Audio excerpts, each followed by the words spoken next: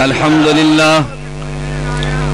لله وحده لا شريك له والصلاة والسلام على من لا نبي بعده أما بعد فأعوذ بالله من الشيطان الرجيم بسم الله الرحمن الرحيم ومن يشاقق الرسول من بعد ما تبين له الهدى ويتبع غير سبيل المؤمنين نوله ما تولى ونصله جهنم وساءت مصيرا. عن أنس بن مالك رضي الله عنه قال قال النبي صلى الله عليه وسلم الأنبياء أحياء في قبورهم يصلون. عن أبي هريرة رضي الله عنه قال قال النبي صلى الله عليه وسلم من صلى علي عند قبري سمعته ومن صلى علي نائيا فقد أبلغته. عن أوس بن أوس رضي الله عنه قال قال النبي صلى الله عليه وسلم إن الله حرم على الأرض أن تأكل أجساد الأنبياء فنبي الله حي يرزق. عن عبد الله بن مسعود رضي الله عنه قال قال النبي صلى الله عليه وسلم إن لله ملائكة سياحين في الأرض يبلغوني من أمة السلام. وقال النبي صلى الله عليه وسلم ما من أحد يسلم علي إلا رد الله علي روحي فأرد عليه السلام. وعن أنس رضي الله عنه والذي نفس أبي القاسم بيده لينزلن عيسى ابن مريم إماما مقسطا وحكما عدلا فليكسرن الصليب وليقتلن الخنزير وليذهبن الشحناء وليصلحن ذات البين فليعرضن عليه المال فلا يقبل. ثم لئن قام على قبري فقال يا محمد لأجيبنه. اللهم صل على محمد وعلى آل محمد كما صليت على إبراهيم وعلى آل إبراهيم إنك حميد مجيد. اللهم بارك على محمد وعلى آل محمد كما باركت على إبراهيم وعلى آل إبراهيم إنك حميد مجيد. میرے نہایت واجب الاحترام بزرگوں، مسلک اہل سنت والجماعت سے تعلق رکھنے والے غیور نوجوان دوستوں اور بھائیوں، آپ حضرات میں سے وہ حضرات جو آج کے جلسے میں اشتہار کو پڑھ کر آئے ہیں، کم از کم ان کو میری آج کی گفتگو پر ہرگز اعتراض کا موقع نہیں ملنا چاہیے. آپ حضرات نے اشتہار پہ پڑھا، اشتہار پہ عنوان صرف یہ نہیں تھا عظمت قرآن کانفرنس، بلکہ اشتہار پہ تحریر کیا گیا عظمت قرآن و عقیدہ حیات النبی صلی اللہ علیہ وسلم کانفرنس. معلوم ہوا کہ آج کے جلسے میں جہاں عظمت قرآن کے عنوان پر گفتگو ہوگی، وہاں خاتم الانبیاء محمد عربی صلی اللہ علیہ وسلم کی قبر مبارک میں حیات پر گفتگو بھی ہوگی. تو اگر کوئی شخص مجھ پر یہ اشکال کرے کہ مولانا نے ہمارے سٹیج کی رعایت نہیں کی، تو میں سمجھتا ہوں اعتراض مجھ پہ نہیں کر رہا، بلکہ جلسے کی اس انتظامیہ پر اعتراض ہے جنہوں نے اشتہار چھپایا ہے. اور آپ حضرات کے علم میں ہونا چاہیے کہ آج تک کوئی ایسا سٹیج میرے علم میں نہیں ہے کہ کوئی شخص مجھے اپنے سٹیج پر دعوت دے اور جس عنوان پر بولنے کا مجھے کہا جائے میں اس عنوان سے ہٹ کر گفتگو کروں. بحمد اللہ تعالی میں اللہ کی ذات پہ بھروسہ کر کے کہتا ہوں کہ میں صرف فتنہ غیر مقلدیت کے خلاف نہیں، بلکہ بحمد اللہ تعالی اگر عقیدہ ختم نبوت کا مسئلہ ہو میں دلائل پہ گفتگو کرتا ہوں، اگر نموس صحابہ رضوان اللہ علیہم اجمعین کا مسئلہ ہو میں دلائل کے ساتھ گفتگو کرتا ہوں. اگر ائمہ احناف کے دفاع کا مسئلہ ہو میں دلائل کے ساتھ گفتگو کرتا ہوں. اگر علماء دیوبند کی قدر و منزلت کا مسئلہ ہو میں نے دلائل کے ساتھ علماء دیوبند کا پہرا دیا ہے. میں گزارش اس لیے کر رہا ہوں کہ میں صرف ایک عنوان پہ رٹی رٹائی تقریر کرنے کا قائل نہیں ہوں. میں ہر موضوع پہ بحمد اللہ تعالی بڑے شر و بست کے ساتھ مدلل اور مفصل گفتگو کرنے کی بحمد اللہ اہلیت رکھتا ہوں. لیکن مجھے جو عنوان سٹیج پر دے دیا جائے میں اس عنوان کی بلا وجہ نہیں بلکہ سوچ سمجھ کر پابندی کرتا ہوں. مجھے آج کے جلسے کی انتظامیہ نے یہ خود فرمایا کہ آج کے جلسے پر تمہارا عنوان نبی اکرم صلی اللہ علیہ وسلم کی قبر مبارک میں حیات پر گفتگو کرنا ہے. لہٰذا میں آج کے جلسے میں عقیدہ حیات النبی صلی اللہ علیہ وسلم پہ گفتگو کرتا ہوں اور پیغمبر کی حیات کو ایمان سمجھ کر گفتگو کرتا ہوں. نبوت کی حیات کو مذہبی غیرت سمجھ کر گفتگو کرتا ہوں. خاتم الانبیاء کی قبر مبارک میں حیات کو میں علماء اہل سنت والجماعت کا اجماعی عقیدہ سمجھ کر گفتگو کرتا ہوں. یہ ان فروعی مسائل میں سے نہیں ہے کہ جس کو فری مسئلہ سمجھ کر چھوڑ دیا جائے. ان مسائل میں سے نہیں ہے کہ جس کو بلا وجہ نظر انداز کر دیا جائے. میں نے اس کے لیے قرآن کریم کی ایک آیت پڑھی ہے اپنے عنوان پر گفتگو کرنے کے لیے اور میں نے احادیث پیغمبر صلی اللہ علیہ وسلم کی تلاوت کی ہے اپنے موضوع کو بیان کرنے کے لیے. آج یہ جو آیت رٹ لگائی جاتی ہے کہ یہ قرآن مسئلہ حیات کو بیان نہیں کرتا. خدایا اتنا بڑا جھوٹ احادیث پیغمبر میں پیغمبر کی قبر کا حیات مسئلہ موجود نہیں ہے. اتنا بڑا کذب اور افتراء اہل سنت والجماعت میں عقیدہ حیات النبی میں اختلافات موجود ہیں. اتنا بڑا دجل اس دھرتی پہ اور کوئی نہیں ہوگا. میں آج یہ بات چیلنج کے ساتھ کہہ رہا ہوں اور تمہیں میں یہ دعوت دے کر جا رہا ہوں اگر یہاں پر کوئی شخص عقیدہ حیات النبی کا منکر موجود ہو وہ مجھے چٹ لکھ کر بتا دے. میرا دعویٰ یہ ہے پیغمبر کے صحابہ میں سے ایک شخص بھی عقیدہ حیات النبی کا منکر نہیں تھا. میرا دعویٰ یہ ہے ائمہ مجتہدین میں سے ایک بھی عقیدہ حیات النبی کا منکر نہیں ہے. میرا دعویٰ یہ ہے تابعین اتباع تابعین میں سے ایک بھی اس عقیدے کا منکر نہیں ہے بلکہ اس سے بڑھ کر میں بات کہتا ہوں اہل سنت والجماعت میں سے 1957 سے پہلے اس دھرتی پہ ایک چور بھی نہیں گزرا جو قبر میں پیغمبر کی حیات کا انکار کرتا ہو. اہل سنت والجماعت میں سے ایک ڈاکو بھی نہیں گزرا جو قبر میں پیغمبر کی حیات کا انکار کرتا ہو. قرآن کی ایک آیت بھی ایسی نہیں ہے جس میں نبوت کی حیات کا انکار ہو. ایک حدیث پیغمبر نہیں ہے جس میں نبوت کی حیات کا انکار ہو. ایک مجتہد نہیں ہے جیسے نبوت کی حیات کا انکار کیا ہو. ایک فقیہ نہیں ہے جیسے نبوت کی حیات کا انکار کیا ہو. چند حضرات کے اختلاف کرنے کی بنیاد پہ اگر اس کو اختلافی مسئلہ کہہ دو گے آج علامہ حیدری ابھی تشریف لائیں گے میں تمہیں کہوں گا علامہ حیدری سے تم فیصلہ کروا لو کیا انہیں چند دن قبل یہ ناروال میں مسئلہ بیان کرتے ہوئے یہ بات نہیں کی تھی کہ اگر عقیدہ حیات النبی میں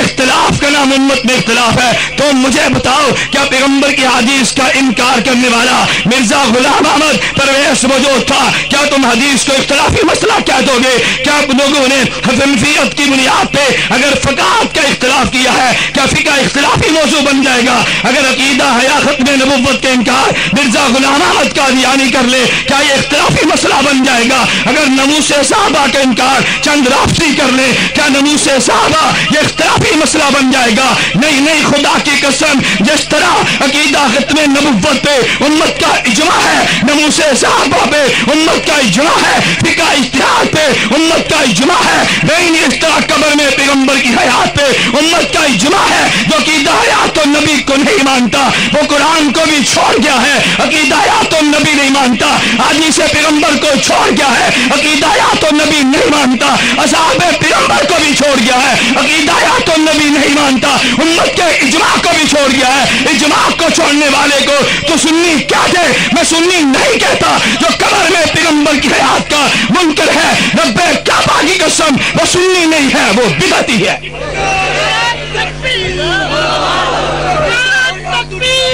ایک منٹ، عقیدہ حیات النبی کا منکر تم بتاؤ سنی یا بدعتی ہے؟ بلند آواز سے اور بلند آواز سے، سنی یا بدعتی ہے؟ یہ کیا مانا جی پیغمبر کے حیات میں اختلاف ہے؟ تمہیں کس بیوقوف نے کہا نبوت کی حیات میں اختلاف ہے؟ میں نے عرض کیا میری مجبوری یہ ہے کہ میں نے جلسے کی انتظامیہ سے عرض کیا تھا کہ میں نے ان کو تو وقت آئندہ جمعے کا دیا تھا، ان حضرات نے اچانک فرمایا ہم نے پروگرام کینسل کر کے جمعے کی بجائے جمعرات رکھ لیا ہے۔ میں نے خدمات شیخین کانفرنس گجرانوالہ امام اہل سنت شیخ سرفراز خان رحمہ اللہ کی یاد میں آج کانفرنس آپ کے علم میں ہوگا، حضرت صوفی صاحب رحمہ اللہ کی یاد میں آج کانفرنس ہے، چونکہ میں نے تفصیلاً گفتگو وہاں پہ کرنی ہے، میں نے ان سے معذرت کی تھی مگر ان کے حکم عمر میں تھوڑی دیر کے لیے آپ کی خدمت میں حاضر ہوں۔ میں بڑے اختصار سے بات لیکن مدلل بات کرنا چاہتا ہوں۔ تم میں سے جس کے میں کہتا ہوں اگر کسی نے ماں کا دودھ پیا ہے میرے دلائل کا جواب وہ دے۔ پیغمبر کی حیات پہ قرآن کی آیت لا تحسبن الذین قتلوا فی سبیل اللہ امواتا موجود ہے، پیغمبر کی حیات پہ قرآن کی آیت لا تقولوا لمن یقتل فی سبیل اللہ آیت موجود ہے، پیغمبر کی حیات پہ قرآن کریم کی آیت یا لیت قومی یعلمون آیت موجود ہے، نبوت کی حیات میں قرآن کریم کی آیت وَلَقَدْ آتَيْنَا مُوسَى الْكِتَابَ فَلَا تَكُنْ فِي مِرْيَةٍ مِّن لِقَائِهِ یہ آیت موجود ہے، پیغمبر کی آیت پیغمبر کی حیات پہ الانبیاء احیاء فی قبورہم حدیث موجود ہے، نبوت کی حیات پہ من صلی علی عند قبری ارے حدیث موجود ہے، نبوت کی حیات پہ نبی اللہ حی یرزق ارے حدیث موجود ہے، نبوت کی حیات پہ ان للہ ملائکۃ سیاحین فی الارض حدیث پیغمبر موجود ہے، ارے پیغمبر کی حیات پہ لئن قام علی قبری فلئن قام علی قبری فقال یا محمد لاجیبنہ اجیبنہ ارے حدیث موجود ہے، پیغمبر کی ہدایت مبارکہ پہ یہی ایک حدیث نہیں حدیث مبارکہ موجود ہے، لیکن اگر قرآن میں نص موجود نہ ہوتی، اگر پیغمبر کی حیات پہ حدیث مبارک موجود نہ ہوتی، ارے سنیو تمہارے اور میرے لیے بہت بڑی دلیل وہ موجود تھی جو ہم نے خلافت صدیق پہ دلیل دی ہے۔ سپاہ صحابہ کے نوجوانوں میں تم سے پوچھتا ہوں اگر تم سے کو پوچھے پیغمبر کے بعد خلیفہ اول کا نام کیا ہے تم سب جواب دو گے حضرت ابوبکر صدیق رضی اللہ عنہ ہے۔ اگر میں تم سے پوچھ لوں صدیق کی خلافت پہ قرآن سی وہ کون سی نص موجود ہے کہ جس میں رب نے صدیق کا نام لے کر کہا ہو صدیق خلیفہ اول ہے، تو مجھے جواب میں کون سی آیت پیش کرو گے؟ اگر میں تم سے سوال کر ڈالوں ایک حدیث مبارک پیش کر دو پیغمبر نے نام لے کر کہا ہو میرے بعد صدیق خلیفہ اول ہے، تم کون سی نص پیش کرو گے؟ جواب ایک ہوگا، پیغمبر کے جانے کے بعد اصحاب پیغمبر نے صدیق کی خلافت پہ اجماع کیا ہے، صدیق کی امامت پہ اجماع کیا ہے، صدیق کو سب صحابہ نے امام مانا ہے۔ پھر مجھے تم یہ بتاؤ اگر اجماع صحابہ سے صدیق کی خلافت ثابت ہو سکتی ہے پھر اجماع صحابہ سے پیغمبر کی قبر میں حیات ثابت کیوں نہیں ہو سکتی؟ ہو سکتی ہے یا نہیں بھائی؟ بلند آواز سے ہو سکتی ہے یا نہیں؟ نبوت کی حیات پہ تو صحابہ کا اجماع موجود ہے، لوگ کہتے ہیں اجماع نہیں ہے، میں کہتا ہوں بخاری شریف جلد اول صفحہ 517 پہ موجود ہے، اگر تجھے نظر نہ آئے قصور میرا تو نہیں ہے نا۔ ارے اٹھا تفسیر امام فخر الدین رازی کی تفسیر کبیر سورہ کاف اٹھا لے، ابو بکر صدیق رضی اللہ عنہ دنیا سے جانے لگے تو صدیق نے وصیت کی ہے، آپ نے یہ سپاہ کے اسٹیج پہ بیان نہیں سنا؟ ابو بکر صدیق رضی اللہ عنہ نے یہ وصیت کی ہے کہ جب میرا جنازہ اٹھے تو پیغمبر کے روضے کے باہر میرا جنازہ سنا یا نہیں؟ میرا جنازہ اندر کب لے کر جانا؟ بولیے نا، اندر کب لے کر جانا؟ تو کیا صدیق کا عقیدہ تھا نبی قبر میں زندہ نہیں ہے؟ بولیے نا، صدیق کا عقیدہ کیا تھا؟ زندہ نہیں ہے۔ عمر بن خطاب کا عقیدہ یہ تھا تو زندہ نہیں ہے۔ پھر قرآن کی نص موجود ہے نا، اگر جانے والا وصیت غلط کرے تو بعد والوں کو بدل دینی چاہیے نا۔ عمر بن خطاب رضی اللہ عنہ کہتے ارے صدیق سے غلطی ہوئی ہے وصیت بدل دو، عثمان بن عفان رضی اللہ عنہ کہتے وصیت بدل دو، علی بن ابی طالب رضی اللہ عنہ کہتے وصیت بدل دو، حضرت معاویہ بن ابی سفیان رضی اللہ عنہ کہتے وصیت بدل دو۔ کسی ایک نے وصیت کو بدلا تو نہیں ہے بلکہ صدیق کی وصیت پہ عمل کیا ہے نا۔ صحابہ نے صدیق کی میت کو لیا، پیغمبر کے روزے کے باہر لے گئے، السلام علیکم یا رسول اللہ، اصحاب پیغمبر نے سلام پیش کیا ہے، اور پھر اصحاب پیغمبر نے سلام پیش کیا اور وہاں پہ چارپائی رکھی ہے اور عرض کیا گیا حضور آپ کا غلام آیا ہے۔ ادھر پھر جواب آیا ہے ادخل الحبیب الی الحبیب، ارے حبیب کو حبیب تک پہنچا بات ہو، اگر صحابہ کا عقیدہ یہ نہیں تھا تو مجھے بتاؤ غلامان صحابہ صدیق وصیت کیوں کر گیا ہے، عمر نے وصیت پہ عمل کیوں کیا ہے؟ پھر میں یہ بات کہنے میں حق بجانب ہو، اگر صدیق کا غلام ہے پھر صدیق کی وصیت کے بنیاد پہ پیغمبر کو قبر میں زندہ مارے گا، اگر عمر عثمان علی اصحاب پیغمبر کا غلام ہے پھر پیغمبر کو قبر میں زندہ مانے گا۔ آپ مانتے ہیں یا نہیں بھائی؟ جو کہتے ہیں پیغمبر قبر میں زندہ، ہاتھ کھڑے کرو۔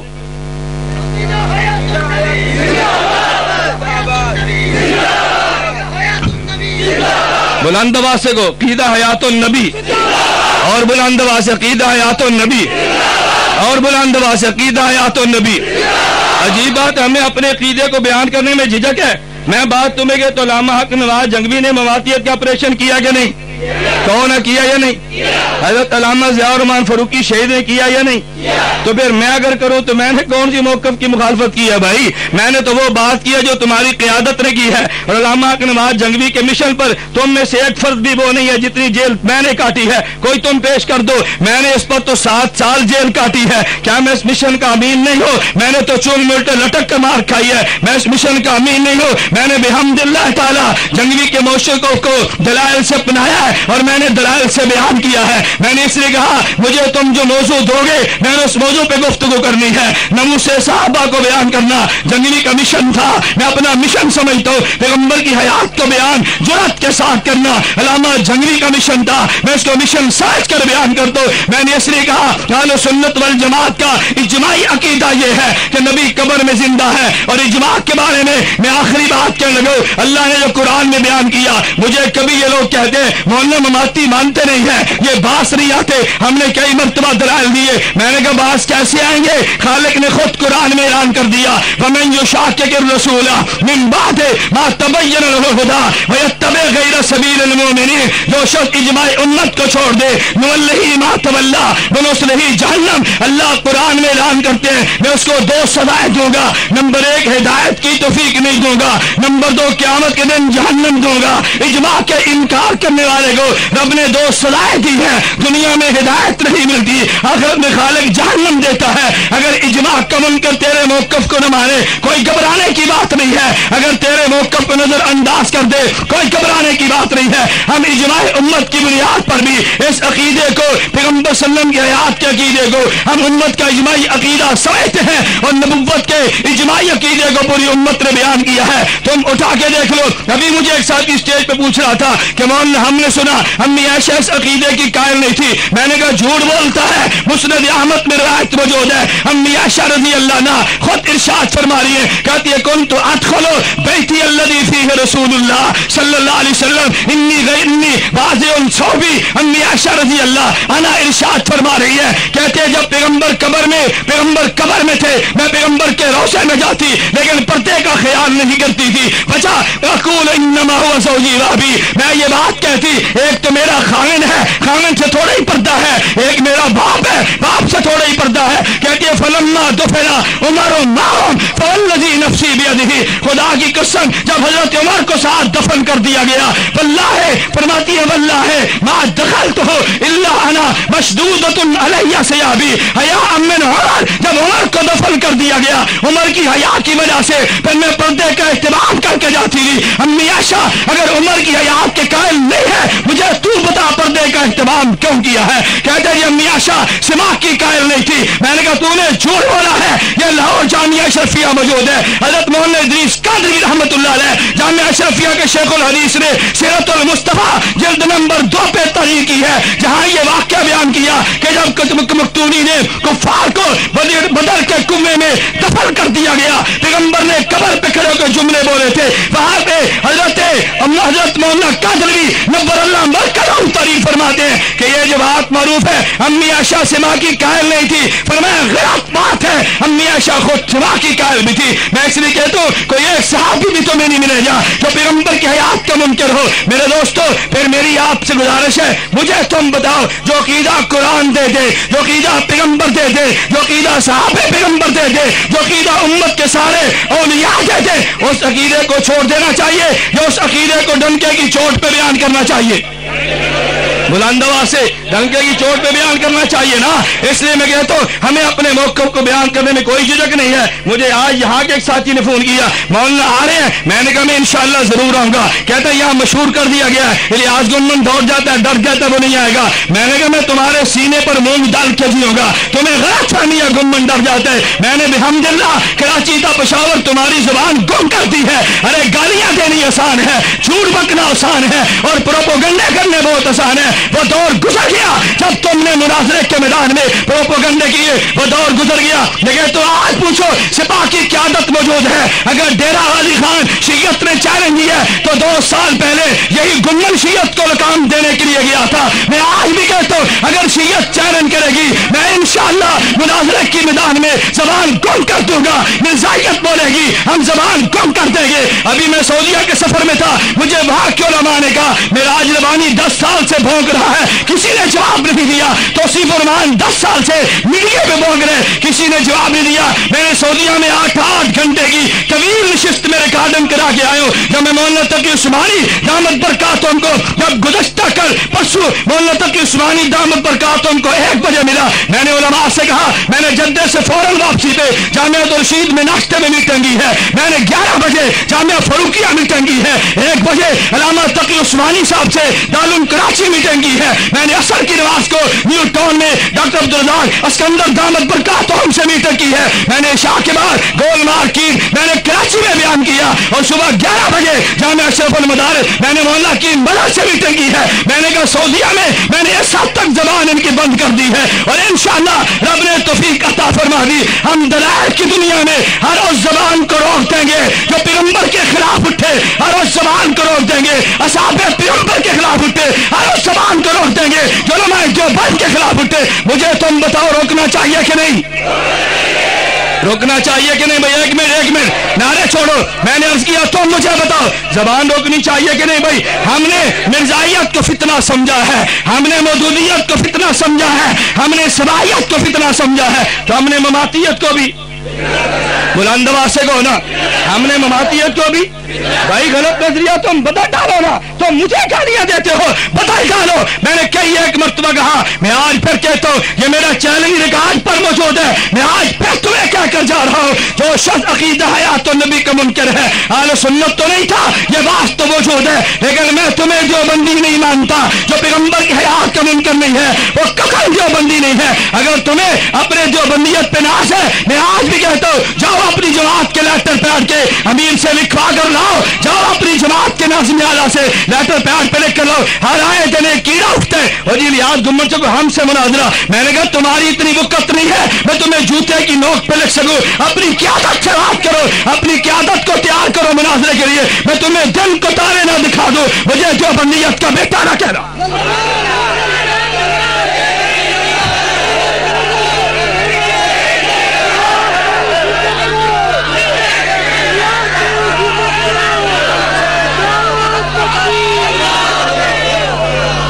आप बताओ इनको दिन को तारे दिखाने चाहिए कि नहीं? बुलंद आवाज से को ये क्या है दिन हमसे मुनाजरा। मुझे किसी साथी ने पिंडी से फोन किया, वो चूंकि सिपाह का साथी था, मुझे कहते जी मौलाना फलां मास्टर का मुनाजरा नहीं करता, आप क्यों नहीं करते? मैंने कहा अल्लामा हैदरी दामद बरकात तुम पिंडी में आए और तुम्हें वहाँ शिया इमाम बारगाह का इमाम कहे हैदरी को मुझसे मुनाजरा कराओ, तुम करा लोगे? कहता है जी नहीं। मैंने कहा क्यों? कहते हैदरी तो बहुत बड़े आदमी है। मैंने कहा फिर मैं इतना छोटो कि मैं हर ऐरे गहरे से मुनाजरा कर लूँ? इनकी क़यादत से कहो ना करे मुनाजरा मुझसे, कहो ना मुझसे मुनाजरा करो। क्यों तुम मुनाजरा नहीं करते? तुम आज तक जो फतवेबाजी करते रहे, तुम्हारी क्यों जुबान गुंग हो गई है? आज की इज़राइली जमात निकाली, किसी और को निकाल दिया, हमसे करो हमसे करो। मैं मिसाल देने के लिए तो कहते हैं एक आदमी था, वो था तो जात का घटिया, लेकिन बादशाह की बेटी के शक के दावे करता। और किसी ने कहा बेवकूफ आदमी, बादशाह की बेटी तुझे नहीं मिलेगी, तू किस चक्कर में पड़ गया? तुझे तो चौक चुराहे में खड़े करके बादशाह जूते मरवाएगा। उसने कहा उल्टा लटका दे, ये तो कहेंगे ना बादशाह की बेटी का आशिक था, हमारा नाम तो आ जाएगा। इनको भी पता है हमने जूते तो खाने ही हैं, हमें ये तो शोहरत मिल जाएगी ना, ये भी मुनाजिर था। मैंने कहा ये शोहरत मैं तुम्हारी हसरत बना दूंगा, तुम्हें नहीं मिलेगी इंशाअल्लाह।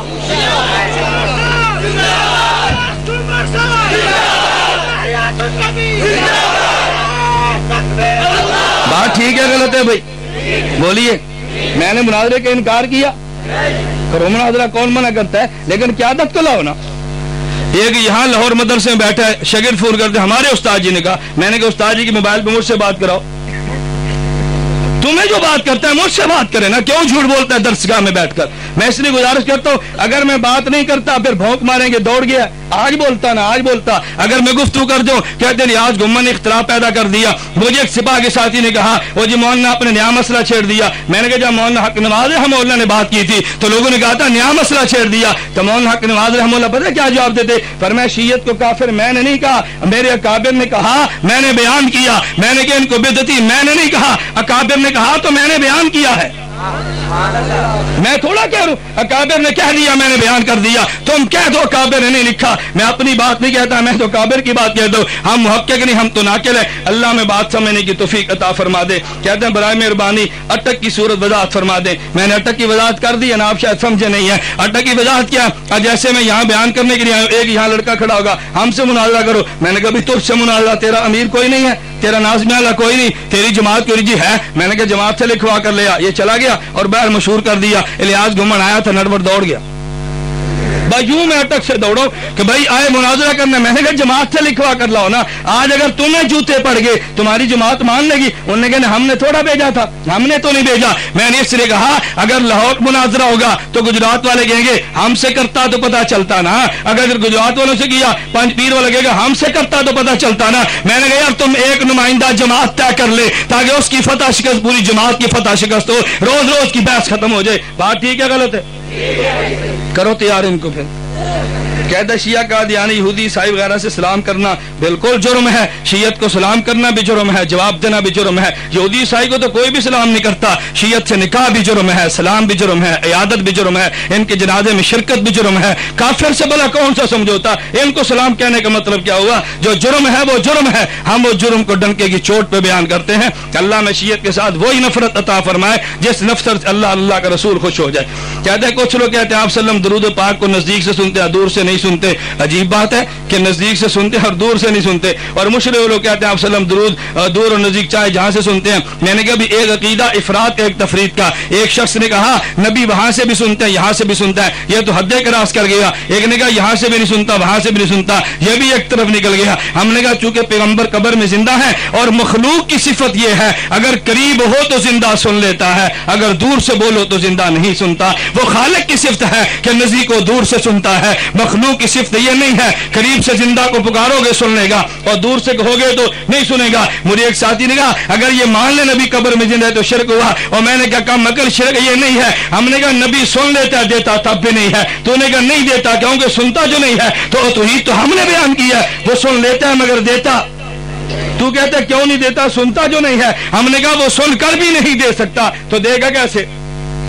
آپ صلی اللہ علیہ وسلم روزہ مبارک میں زندہ. اس میں اختلاف یہ کہ آپ صلی اللہ علیہ وسلم مبارک کو روزہ من ریاض الجنہ کیا عجیب بات ہے. اس میں کوئی اختلاف نہیں ہے بھائی. روزہ من ریاض الجنہ یہ ہم نے تھوڑا کہا آج بھی اللہ تمہیں مدینہ منورہ لے جائے, آج بھی اللہ تمہیں لے جائے. مدینہ منورہ میں آج بھی حدیث لکھی پڑی موجود ہے اللہ کے پیغمبر کی ما بین بیتی و روزتی قبری روزہ من ریاض الجنہ, آج بھی حدیث موجود ہے. بلکہ عجیب بات یہ ہے میں نے غیر مقلد سے کہا تمہیں بھی کہتا ہوں اللہ تمہیں پیغمبر کے روزے پہ سب کو جانے کی توفیق عطا فرمائے. اللہ سب کو جانے کی توفیق عطا فرمائے. میں نے سفر کیا تو میں مکہ نہیں گیا, میں ڈائریکٹ مدینہ منورہ گیا. میں نام نہیں لیتا. ایک مماتی مولوی تھا دور بیٹھا, پتا چلا حرم میں ایک لڑکے کو بھیجا جاؤ پوچھو یہ مولانا الیاس گمن صاحب ہے. کہتا جی ہاں, اٹھ کر میرے پاس ملنے کے لیے آیا. میں آج نام نہیں لیتا, مجھے بہت بڑے ان کے معروف ہیں, بڑے احترام سے ملے بیٹھے. تو مجھے کہتے ہیں مولانا کب تشریف لائے. میں نے کہا یہاں تو اب آیا ہوں, پہلے مدینہ گیا تھا. کیوں میرا عقیدہ یہ ہے پیغمبر کے روزے کی نیت سے سفر کرنا بھی جائز ہے. میں عقیدے کی وجہ سے پہلے روزے پر گیا ہوں, اس کے بعد جو مکے پر آیا ہوں. کیوں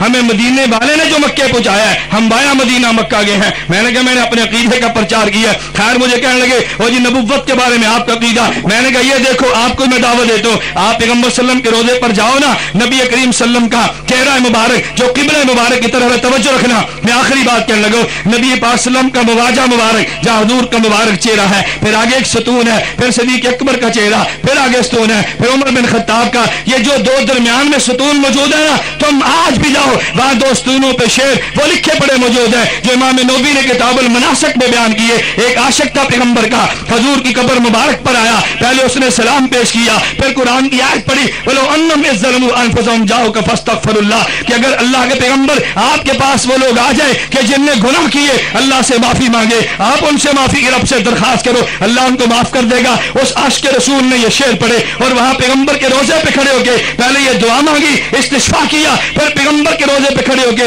اس نے یہ شعر پڑھے تھے یا خیر من دفنت بالکائے آسمہ فتاب من طیبہن من الکائے والاکم نفس الفداء لقبر انت ساکنہ فی العفاف والجود والکرم. میں نے کہا یہ شرک ہے, بتاؤ پیغمبر کے روضے پہ آج تک کیوں تحریر موجود ہے؟ بات ٹھیک ہے غلط ہے؟ بتاؤ نا, پیغمبر کے روزے پہ کیوں تحریر موجود ہے؟ جب تو تم نے کہا اللہ کے پیغمبر نے دعا نہیں مانگی اللہ میری قبر کو کبھی شرک کی جگہ نہ بنانا, تو جو موجود ہے وہ شرک تو نہیں ہوگا نا. آج بھی اشعار موجود ہیں, اللہ تمہیں جانے کی توفیق عطا فرمائے. جاؤ, اور اگر کوئی یہاں غیر مقلد موجود ہو میں نے بھی دعوت دیتا ہوں اللہ تمہیں مسجد نبی میں جانے کی توفیق عطا فرمائے. مسجد نبی میں وہ مسجد جو ترکوں کی ہے اس سے پیچھے چھتریاں ہیں, پھر ان کے پیچھے ایک برآمدہ ہے, پھر نیچے چھتریاں. جو پہلی چھتریاں ہیں آپ اگر قبلے کی طرف کمر کر لو گے اور مخالف سمت پہ منہ کرو گے تو وہاں لکھا ہوگا نعمان بن ثابت رضی اللہ عنہ.